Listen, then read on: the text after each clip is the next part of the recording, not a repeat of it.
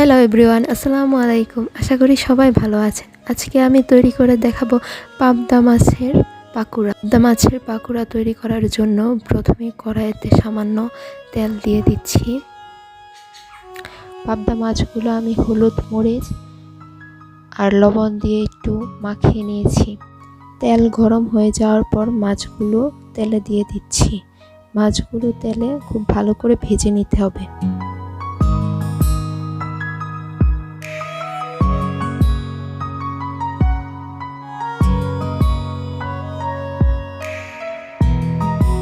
একটু উল্টে পিঠে দিচ্ছি।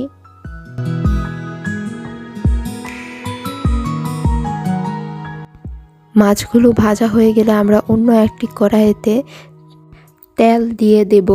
তেলের পরিমাণটা একটু বেশি হবে, কারণ আমরা ডুবো তেলে মাছগুলো ভেজে নিই। এরপর আমি এক বাটিতে ডিম আর এক বাটিতে কিছু আটা নিয়ে নিয়েছি। আগে ভেজে রাখা পাবদা মাছগুলা এক এক করে আমি প্রথমে ডিমে, তারপর আটাতে মাখিয়ে তারপর ডুবো তেলে দিয়ে দিচ্ছি। এভাবে সবগুলা মাছ আমি ভেজে নেব।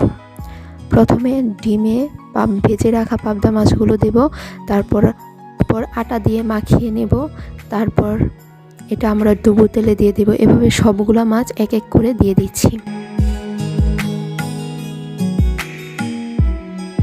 এটা খেতে খুবই মজা। আপনারা শুধু বাড়িতে একবার ট্রাই করে দেখেন, এটা খুব মজা লাগে। সস দিয়ে খেতে খুবই মজা।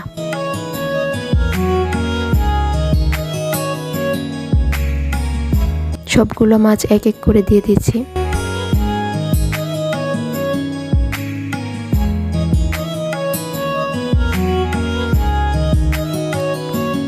মাছগুলো একটু লালচে ভাব হলে বুঝবো যে আমরা এটা হয়ে গেছে। লালচে ভাব হওয়া পর্যন্ত রাখতে হবে। একটু লালচে হলে, একটু মচমচ হলে খেতে খুব মজা লাগে। আর সস দিয়ে খেলে তো কোনো কথাই নাই, খুব মজা।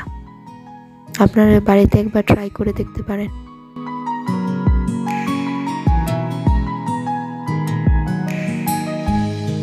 পাবদা মাছগুলো লাল হয়ে গিয়েছে মাছগুলো। এখন আমি তুলে সার্ভিং বলে আমি সার্ভ করে নেব।